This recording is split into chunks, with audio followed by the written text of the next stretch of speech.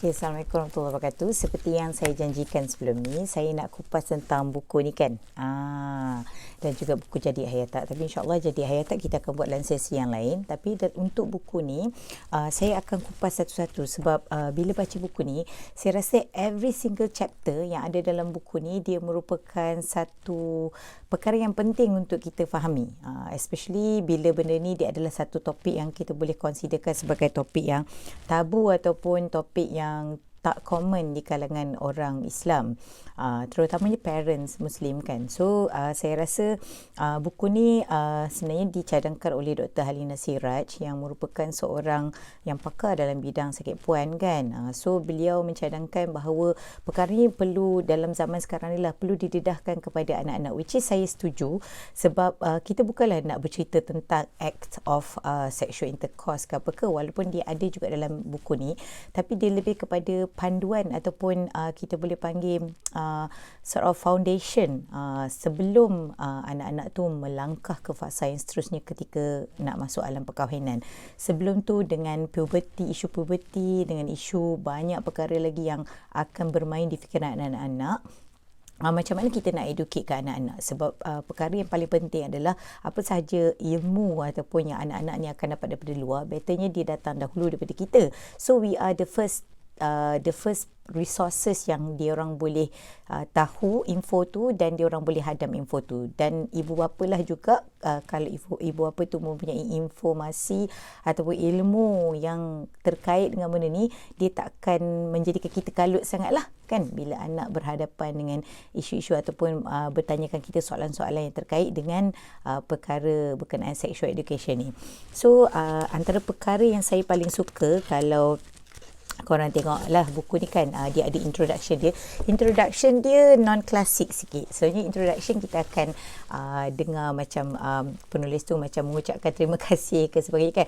Tapi introduction dia very, saya rasa provocative in a sense, membuatkan kita rasa alamak, macam ni rupanya fakta-fakta kan. So dia hadirkan dahulu dengan fakta-fakta pengalaman dia dengan anak-anak dia, yang mana sewaktu anak dia di kelas 7 umur 12 tahun, mereka terdedah dengan isu-isu sexuality di sekolah dan kawan-kawan dan profanity dan sebagainya kan. So bila dia berhadapan dengan situasi ini, dia menceritakan kepada kita pengalaman penulis ni sebagai seorang ibu dan juga sebagai seorang educator yang dia melihatnya secara di sekolah perkara ini terjadi. So perkara berkenaan dengan porno, perkara berkenaan dengan seks sebelum berkahwin, coupling dan sebagainya disebutkan dalam ni. Dan menariknya dia menggunakan statistik, dan itu yang saya suka bila resources dia menggunakan statistik, sebab benda tu dia ada fakta yang backing the cerita tu kan.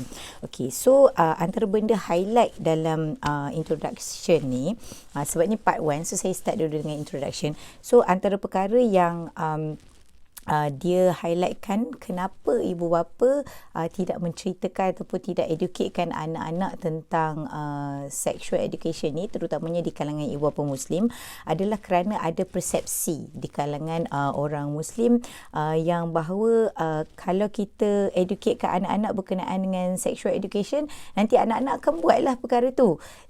So benda tu adalah satu perkara yang tak betul lah, sebab dalam buku ni dia menceritakan bahawa foundation perkara berkenaan dengan sexual education ni bukan menyuruh kita menggalakkan anak-anak mengadakan sexual intercourse dan sebagainya, tapi lebih kepada penjagaan kepada diri mereka. Mereka tahu anatomi body mereka, mereka tahu apakah yang akan berlaku dari segi perasaan, dari segi apa yang berlaku secara fizikalnya dalam badan diorang, secara biologicalnya kan, secara apa yang mereka pandang dan sebagainya kan. So benda-benda macam ni adalah perkara yang bukannya awakenkan dia orang punya curiosity, tapi lebih kepada menjawab curiosity dia orang tu. So itu perkara pertama yang dia highlightkan kat sini. Kemudiannya, bila terkait dengan sexual education ni, ramai yang selalu menganggap dia adalah western culture punya. Tapi sebenarnya dalam sexual education ni, benda tu dalam Islam pun ada disebutkan kan.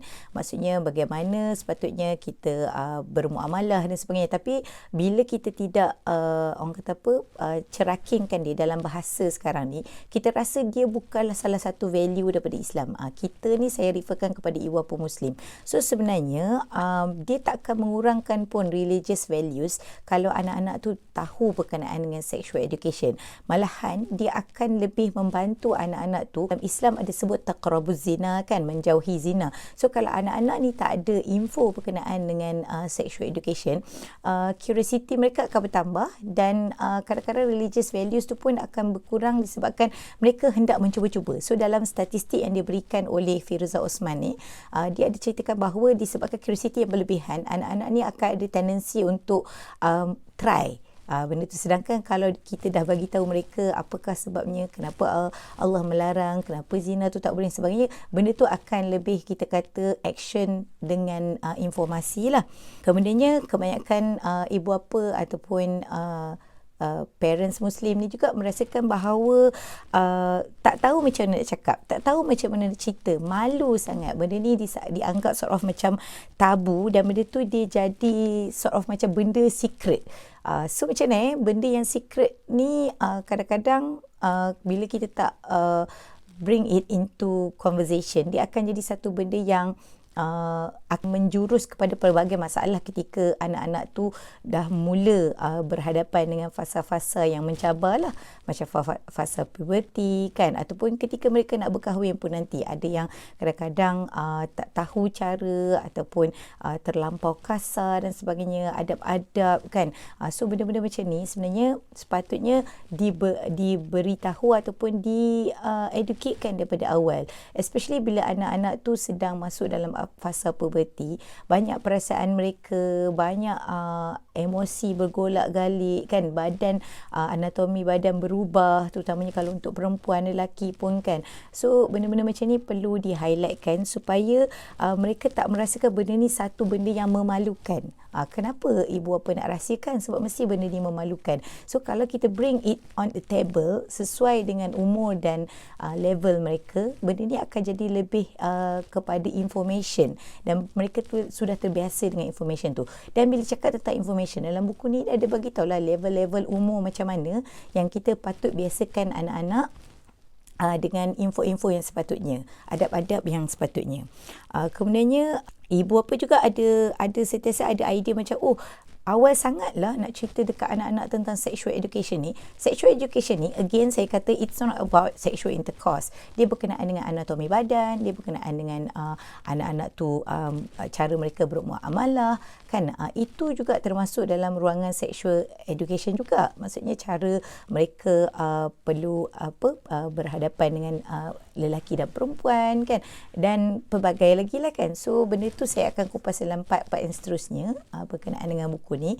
Tapi nak katakan ini adalah salah satu misconception yang besar, dan bila ibu bapa sentiasa ada this kind of thinking yang mengatakan bahawa sort of macam memberitahu pada anak-anak mereka adalah benda ni adalah satu yang memalukan. Sedangkan ibu bapa juga at the same time believe, ibu bapa Muslim lah, believe anak-anak mereka ni takkan ada risk untuk dating ataupun buat premarital sex sebab mereka dah tahu benda tu haram. Benda tu sebenarnya tak cukup macam memang kita, contohlah macam kita kata jangan minum arak contohnya kan. Tapi kita tak tahu kenapa Allah melarang arak tu, apa kesan dia. So benda-benda macam tu kalau tak disebutkan, anak-anak kita memang akan ada tendensi untuk mencuba. Sama juga dengan premarital sex dan juga dating. So kita jangan rasa complacent sangatlah. Dan ibu bapa Muslim kebanyakannya, especially kalau dalam yang Firuza Osman diceritakan dekat Kanada, 50% daripada ibu bapa yang sebenarnya ibu bapa Muslim di Kanada yang berkahwin, mereka telah pun membuat premarital sex ataupun berkeinginan untuk membuat premarital sex walaupun despite of knowing that benda tu haram. So benda ni nak katakan macam ia adalah statistik yang saya rasa mengejutkan dan at the same time tak mengejutkan jugalah kan, kalau kata anak-anak tu tak dapat education yang sepatutnya. So benda-benda macam ni saya rasa saya ingin membuka ruang untuk kita ada keterbukaan untuk berbincang berkenaan dengan benda ni. Jangan anggap benda ni sebagai sesuatu yang memalukan, tetapi lebih kepada benda ni merupakan satu informasi yang penting. Sebab sekarang ni semua benda pun sedang disexualizekan, sama ada kartun, sama ada games, sama ada apa sahaja yang berada, cara-cara anak-anak bergaul dengan profanity-nya di sana sini, lagu, muzik, di sekolah pun kadang-kadang kan, especially yang berada di luar negara, benda ni lagilah mudah terdedah.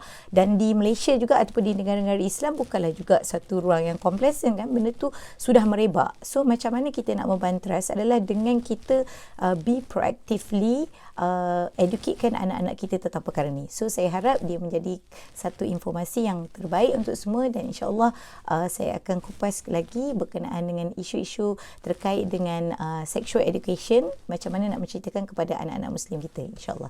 Assalamualaikum.